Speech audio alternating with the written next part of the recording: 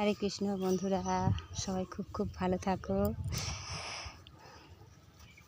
আমার বয়স্ক মায়েদেরও আমি একটা কথা বলতে চাই যে দোষ কিন্তু শুধু বাচ্চাদের হয় না, আমাদেরও হতে পারে।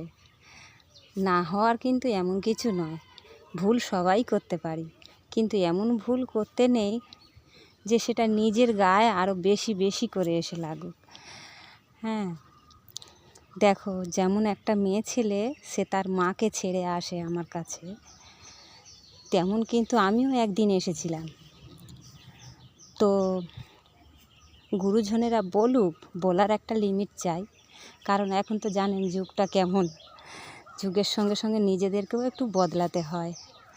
হ্যাঁ, একটু ভালোবাসতে হয় সে নিজের মেয়ের মতো, যে আমার সন্তান যেমন ছিল, না হয় আরেকজন এসেছে আমার সন্তান, এটা ভেবে কিন্তু আপন করে নেওয়া যায়। খালি তাকে নিজের বৌমা বৌমা করে মুখে বললে হয় না, তাকে অন্তর দিয়ে ভালোবাসতে হয়, তবেই কিন্তু সেই মেয়েটা দেখে শিখবে। হ্যাঁ, সেই মেয়েটা কিন্তু আমার কাছ থেকে দেখে শিখবে। অনেক সময় হয় বন্ধুরা, কি বলবো, যে গুরুজনেরা যতই ভালোবাসুক যেন সেই ভালোবাসায় পোষায় না, মনে হয় যেন বাপের বাড়ির ভালোবাসাটা একটু গভীর। কিন্তু না, তুমি দেখবে তোমার শাশুড়ি মাকে যেমন তুমি বাড়িতে নিজের মার সঙ্গে যেমন করতে, ঠিক তেমনভাবে একটা আচরণ করবে, দেখবে তোমারও ভালো লাগবে, সেই শাশুড়িটারও ভালো লাগবে। আর শাশুড়ি মায়েরও বলি যে দেখো, যেমন নিজের সন্তানদের সঙ্গে ব্যবহার করো, সেই বউটার সঙ্গেও তেমন ব্যবহার করো।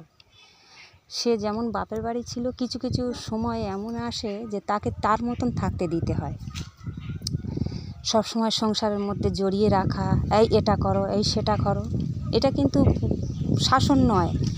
আমি তো আগে করতাম, আমার সংসার বলে কিছুই নয়। সংসারটা কার? আমি কোথায় থাকবো দুদিন পরে? আমার বলে কিছুই নয়। তবুও এখন উপস্থিত যেটা আর কি, আমাকে তো করতেই হতো। একজন এসেছে বলে তার ঘাড়ে সব কিছু ফেলে দিয়ে নিজে বলবো যে ও করছে না, ও এটা করছে না, সেটা করছে না। আর বাড়ির কথা বন্ধুরা, মায়েদেরকেও বলছি আর ছোটো বোনেদেরকেও বলছি যারা শ্বশুরবাড়ি এসছো, আর শাশুড়িদেরকেও বলছি যে বাড়ির কথা কখনো বাইরের লোকের কাছে বলতে নেই। দেখো, তোমার রাগ হয়েছে, তুমি দুটো কথা তোমার শাশুড়িকে বলো, বা শাশুড়ির রাগ হয়েছে, দুটো কথা বৌমাকে বলো, বাইরে বলতে যাবে না।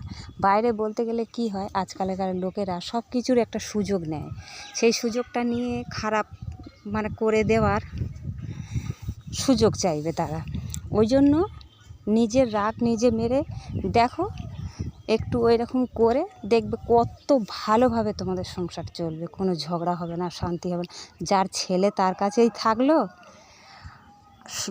যার মা তার কাছে থাকলো, সব কিছু যে যার আপন লোক তার কাছেই থাকলো, কেউ আলাদা হতে হলো না, বিচ্ছিন্ন হতে হলো না, কারোর মনে কষ্টও হলো না।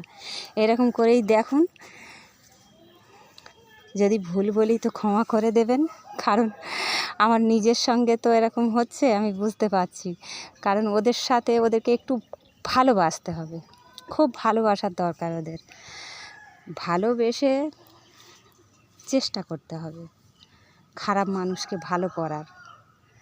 যে ও খারাপ, আমার দেখে হিংসা করছে বা কিছু, তাহলে ওকে ছেড়ে দিই, ওর মতন না, চেষ্টা করতে হবে। দম থাকতে কম করলে হবে না বন্ধুরা, সবসময় চেষ্টা করে যেতে হবে, চালিয়ে যেতে হবে। দেখবেন সে একদিন ভালো হতে বাধ্য, কিছু করার নেই তার। আমি যদি 50 বার তার সাথে ভালো ব্যবহার করি, সে কিন্তু আমার সাথে একবার ভালো ব্যবহার করার চেষ্টা করবেই করবে, বাধ্য। কারণ সেও তো মানুষ, তারও তো মন বলে কিছু আছে, নাকি শুধু আমার তরফটা আমি ভাববো, ওর তরফটা ভাববো না। এরকম করলে হবে না। খুব খুব খুব ভালো থাকো।